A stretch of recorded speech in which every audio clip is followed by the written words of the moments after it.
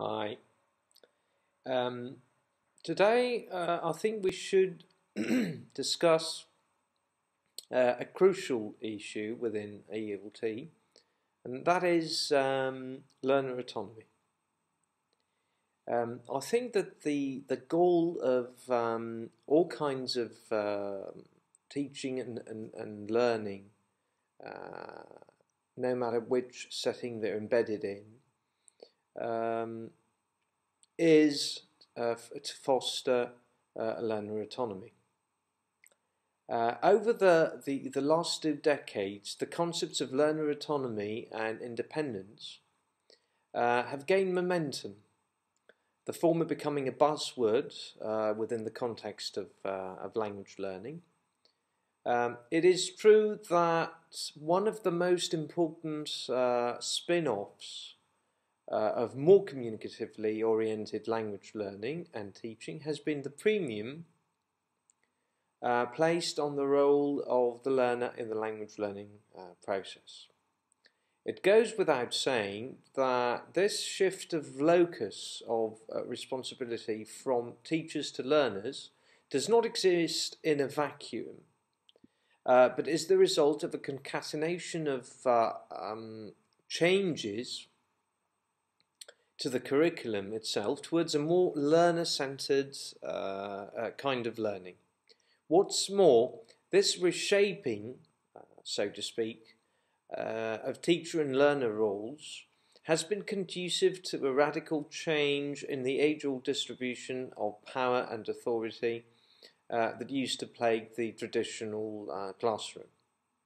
Cast in a new perspective, and regarded as having the capacity for detachment, critical reflection, decision-making, and independent action, according to Little, learners, autonomous learners, that is, are expected to assume greater responsibility for their own learning and take charge of their own learning. However, learner autonomy does not mean that the teacher becomes redundant, abdicating his or her role and the control over what is transpiring in the classroom and the learning, the overall learning process. In our discussion, I will try to show that learner autonomy is a perennial dynamic process amenable to educational interventions, to use a term coined by Candy, rather than a static product, a state which is reached once and for all. Besides, what permeates this, of course, ELT, our discussion, is the belief that in order to help learners to assume greater control over their own learning, it is important to help them to become aware of the strategies and, of course, be able to identify the strategies that they already use or could potentially use. At any rate, individual learners differ in their learning habits, interests, needs and motivation, and they develop varying degrees of independence throughout their lives. What is autonomy? We have to sort of come up with a term, a definition. With the definition of the term.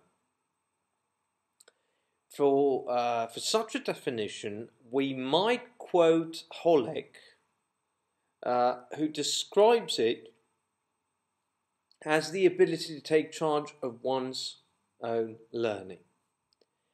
On a general note, the term autonomy has come to be used in at least 5 ways.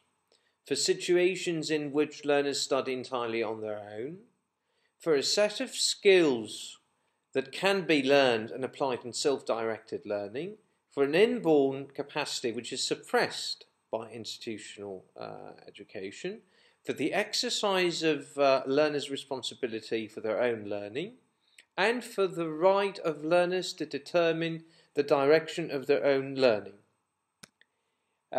It's noteworthy that autonomy can be thought of in terms of a departure from education as a social process, as well as in terms of redistribution of power attending the construction of knowledge and the roles of the participants in the learning process. The relevant literature, and of course it's extensive, I should say, is riddled with innumerable definitions of autonomy and other synonyms for it, such as independence, language awareness, self-direction, andragogy, which testifies to the importance attached to it by scholars. Let's review some of these definitions and try to gain insights into what learner autonomy means and consists of. As has been intimated so far, the term autonomy has sparked considerable controversy inasmuch as linguists and educationalists have failed to reach a consensus, so to speak, as to what autonomy really is. For example, in David Little's terms, learner autonomy is essentially a matter of the learner's psychological relation to the process and content of learning, a capacity for detachment, as we said, critical reflection, decision-making, and independent action. It's not something done to learners. Therefore, it's far from being another teaching method. It's an internal process, in other words. In the same vein, Dam, drawing upon Holleck, defines autonomy in terms of the learner's willingness and capacity to control or oversee their own learning. More specifically, she, like Holleck, holds that someone qualifies as an autonomous learner when he or she independently chooses aims and purposes and sets goals, chooses materials, methods and tasks, exercises choice and purpose in organising and carrying out the chosen tasks, and of course chooses criteria for evaluation. To all intents and purposes, the autonomous learner takes a proactive role in the learning process, generating ideas and availing themselves of learning opportunities rather than simply reacting to various stimuli of the teacher. We'll see later on this line of reasoning operates within, and we could say is congruent with, the theory of constructivism. For Rathbone, the autonomous learner is a self-activated maker of meaning, an active agent in his own learning process. Is not one to whom things merely happen. He is the one who by his own volition causes things to happen. Learning is seen as the result of his own self-initiated interaction with the world. Within such a conception, learning is not simply a matter of rote memorization. It's a constructive process that involves actively seeking meaning from, or even imposing meaning on, events. Such inventories of characteristics evinced by the putative autonomous learner abound in literature, and some would say that they amount to nothing. They amount to nothing more than a romantic ideal which does not square with reality. Okay, to some extent I agree with this. It stands to reason for most of the characteristics imputed to the autonomous learner, encapsulate a wide range of attributes not commonly associated with learners. For instance, Ben likens the autonomous learner to one whose life has a consistency that derives from a coherent set of beliefs, values and principles, and who engages in a still continuing process of criticism and re-evaluation, while Rousseau regards the autonomous learner as someone who's obedient to a law that he prescribes to himself. Within the context of education, though, there seem to be 7 main attributes characterizing autonomous learners. Autonomous learners have insights into their learning styles and strategies. They take an active approach to the learning task at hand, are willing to take risks, to communicate, in other words, to communicate in the target language at all costs. Autonomous learners are good guessers. They attend to form as well as the content, that is, they place importance on accuracy as well as appropriacy. They develop the target language into a separate reference system and are willing to revise and reject hypotheses and rules that do not apply. And of course they have a tolerant and outgoing approach to the target language. Here's some comments with regard to the preceding list I called for. The points briefly touched upon are necessary but not sufficient conditions for the development of learner autonomy. And many more factors, such as learner needs, motivation, learning strategies, and language awareness have to be taken into consideration. For example, the first point, that is, autonomous learners have insights into their learning styles and strategies, hinges upon a meta language that learners have to master in order to be regarded as autonomous. While the points I referred to above, that autonomous learners are good guessers and they have a tolerant and outgoing approach to the target language, pertain to learner motivation. And that's, I think that's pretty clear. In view of this, I will try to, in subsequent sections, to shed some light on some of the parameters affecting and interfering with learner self-image, as well as their capacity and will to learn. It's of consequence to note that autonomy is a process, not a product. One does not become autonomous. One only works towards autonomy. One corollary of viewing autonomy in this way is the belief that there are some things to be achieved by the learner, as well as some ways of achieving these things, and that autonomy is learned at least partly through educational experiences and interventions, as Candy said. But prior to sifting through the literature and discussing learning strategies, motivation and attitudes entertained by learners, it would be pertinent to cast learner autonomy in relation to dominant philosophical approaches to learning. The assumption is that what is dubbed as learner autonomy and the extent to which it is a permissible and viable educational goal are all too often based on and thus constrained by particular conceptions of the constitution of knowledge itself.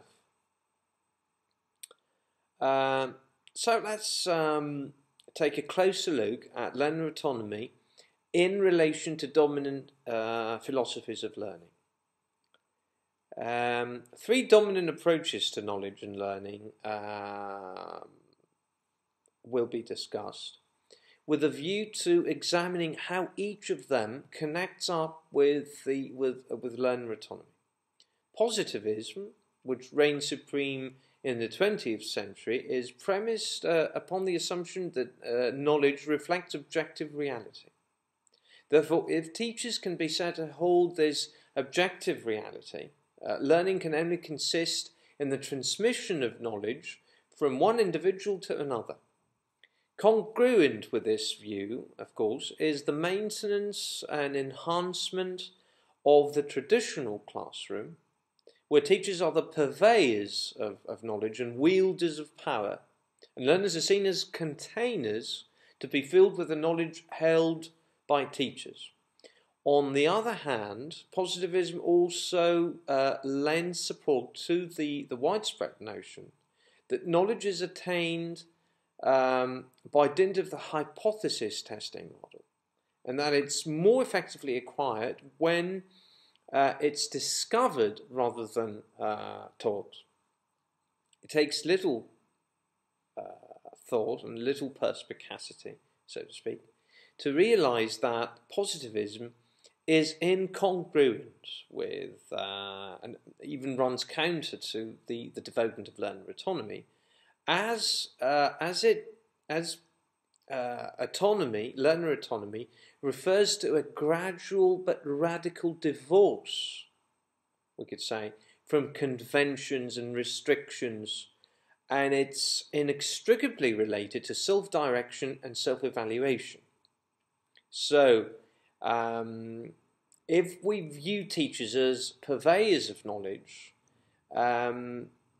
we subscribe to a paradigm and a philosophy of learning that leaves no room for learner autonomy.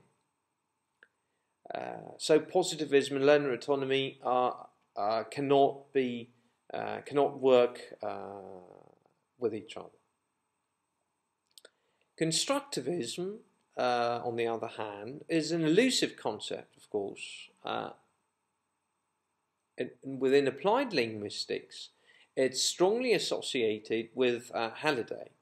As Candy observes, one of the central tenets of constructivism is that individuals try to give meaning to or construe the perplexing maelstrom of events and ideas in which they find themselves caught up. In contrast to positivism, constructivism posits the view that rather than internalizing or discovering objective knowledge, whatever that might mean, individuals reorganize and restructure their experience. In Candy's terms, constructivism leads directly to the proposition that knowledge cannot be taught but only learned, that is, constructed, because knowledge is something built up by the learner. By the same token, language learning does not involve internalizing sets of rules, structures and forms. Each learner brings his or her own experience and world knowledge to bear on the target language or task at hand. Apparently, constructivism supports and extends to cover psychological versions of autonomy that appertain to learners' behavior, attitudes, motivation, and self-concept. As a result, constructivist approaches encourage and promote self-directed learning as a necessary condition for learner autonomy. Finally, critical theory, an approach within the humanities and language studies, shares with constructivism the view that knowledge is constructed rather than discovered or learned. Moreover, it argues that knowledge does not reflect reality, but rather comprises competing ideological versions of that reality, expressing the interests of different social groups. Within this approach, learning concerns issues of power and ideology and is seen as a process of interaction with social context, which can bring about social change. What is more, linguistic forms are bound up with the social meanings they convey, insofar as language is power, and of course, and vice versa. Certainly, learner autonomy assumes a more social and political character within critical theory. As learners become aware of the social context in which their learning is embedded and the constraints the latter implies, they gradually become independent. They dispel myths, they disabuse themselves of preconceived ideas, and they can be thought of as authors of their own worlds. But what are the conditions for learner autonomy? How can we attain learner autonomy? Our concern so far has been with outlining the general characteristics of autonomy. At this juncture, I should reiterate that autonomy is not an article of faith, a product ready-made for use, or merely a personal quality or trait. Rather, it should be clarified that autonomous learning is achieved when certain conditions obtain. Cognitive and metacognitive strategies on the part of the learner, motivation, attitudes, and knowledge about language learning. That is a kind of meta-language.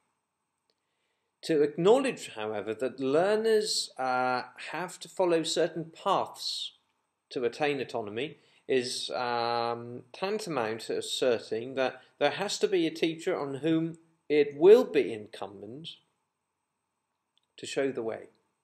In other words, autonomous learning is by no means teacherless learning.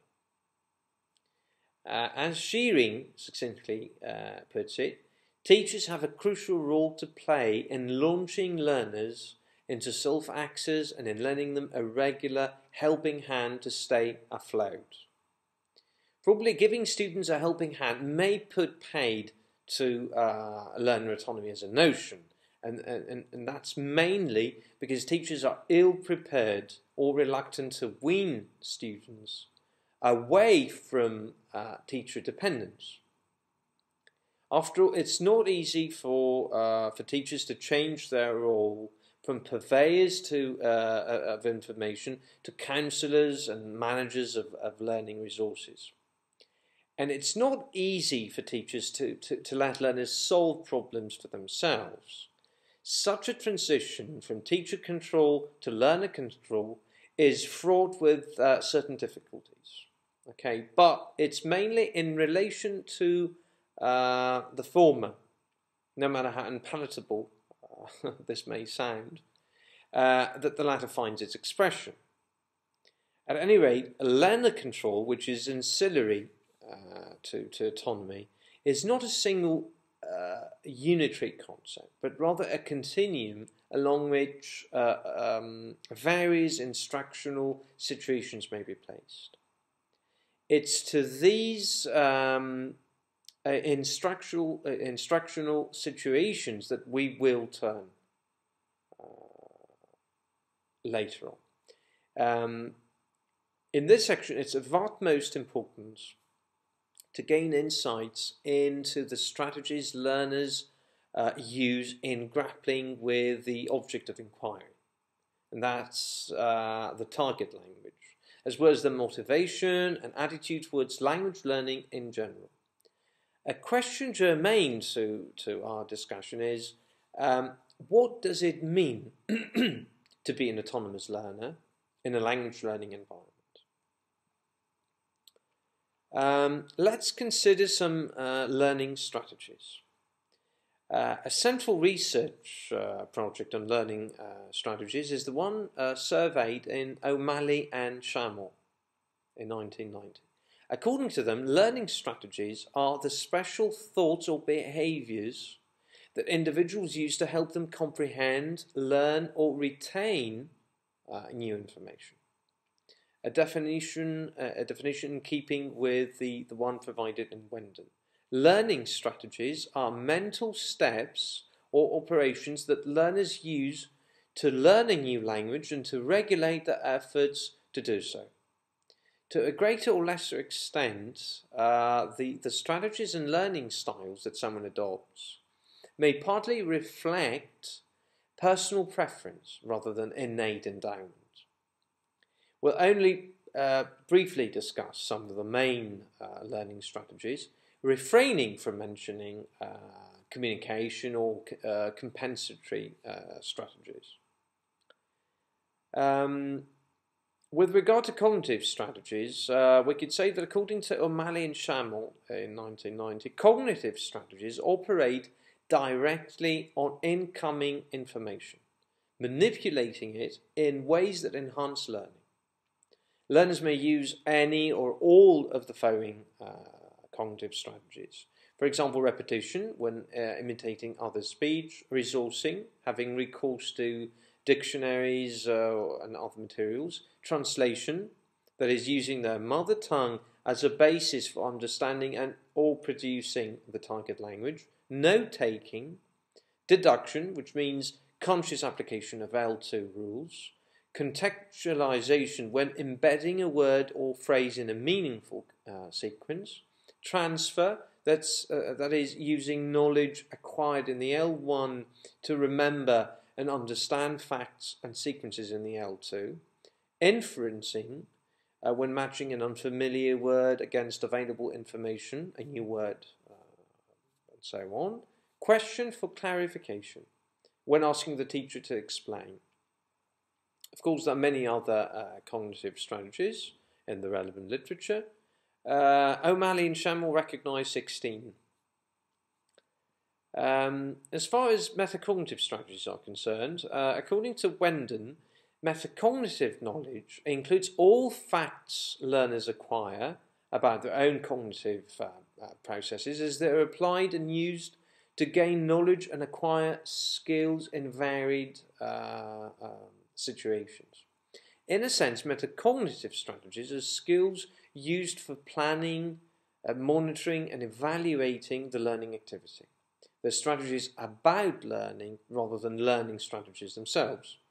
Let's see some of these strategies. Directed attention, when deciding in advance to concentrate on general aspects of a task. Selective attention, paying attention to specific aspects of a task. Self-monitoring, checking one's performance as one speaks. Self-evaluation, appraising one's performance in relation to one's own standards. And self-reinforcement, which means rewarding oneself for success. At the planning stage, also known as pre-planning, learners identify their objectives and determine how they will achieve them. Planning, however, may also go on while a task is being performed. That's called planning in action.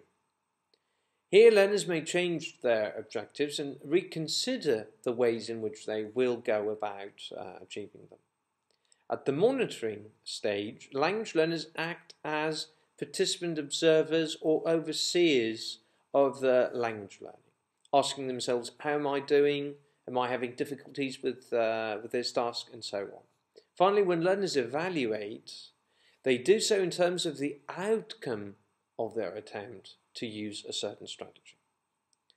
According to Wendon in 1998, evaluating involves 3 steps. First, learners examine the outcome of their attempts to learn. Second, they access the criteria they will use to judge it. And 3, they apply it. Let's move on to learner attitudes and motivation. Language learning is, of course, not merely a cognitive task. Learners do not only reflect on their learning in terms of the language input to which they're exposed or the optimal strategies they need in order to achieve the goals they set. Rather, the success of a learning activity is to some extent contingent upon learners' stance towards the world and the learning activity, in particular, their sense of self and their desire to learn. As Candy says, the how and the what of learning are intimately interwoven. The overall approach a learner adopts will significantly influence the shape of his or her learning outcomes. In other words, language learning, as well as learning in general, has also an affective component.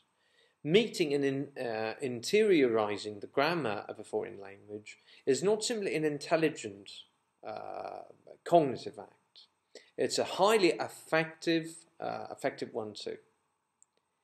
Gardner and McIntyre define affective variables as the emotionally relevant characteristics of the individual that influence how he or she will respond to any situation. Other scholars, such as Schumann and Larson, Freeman and Long, attach less importance to learners' emotions, claiming that social and psychological factors give a more suitable description for students' reactions to the learning process.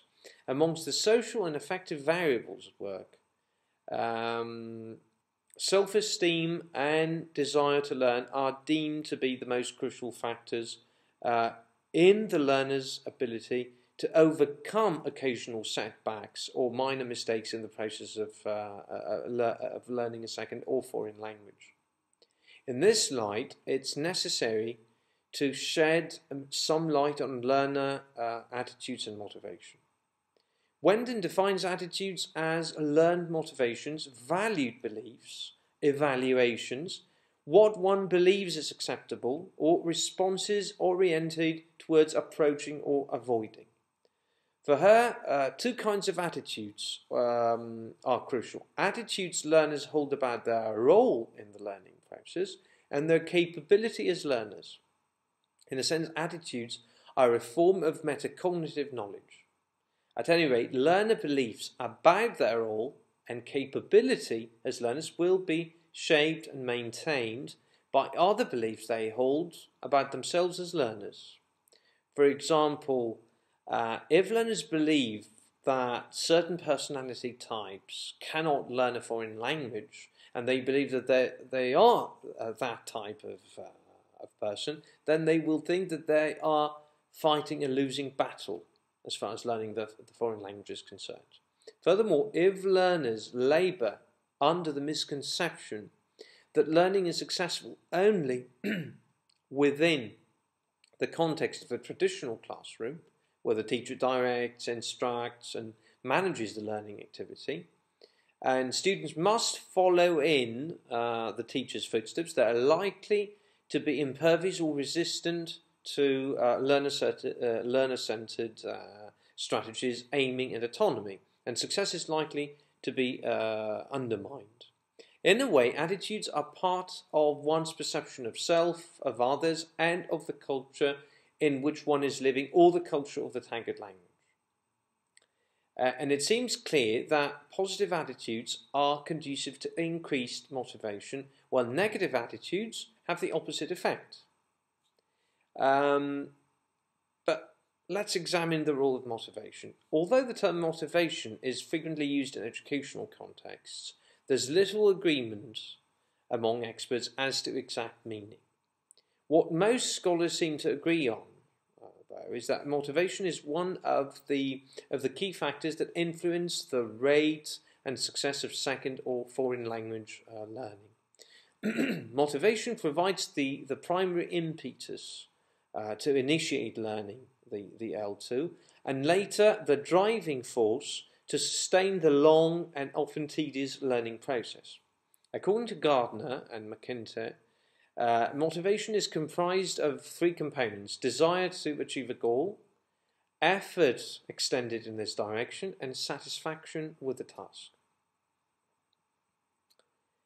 It is manifest that in language learning, people are motivated in different ways and to different degrees.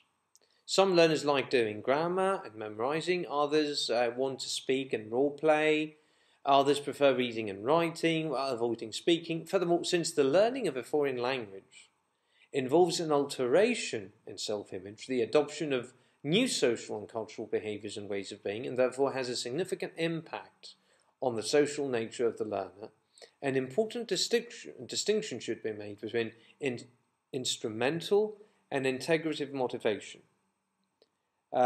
Learners with an instrumental orientation view the foreign language as a means of finding a good job or pursuing a lucrative career. In other words, the target language acts as a monetary incentive. On the other hand, learners with an integrative orientation are interested in the culture of the target language. They want to acquaint themselves with the target community and become integral parts of it. Of course, this approach to motivation has certain limitations. But an in-depth analysis is not within the purview of this discussion. The bottom line is that motivation is a central mediator in the prediction of language achievement, as various studies have shown.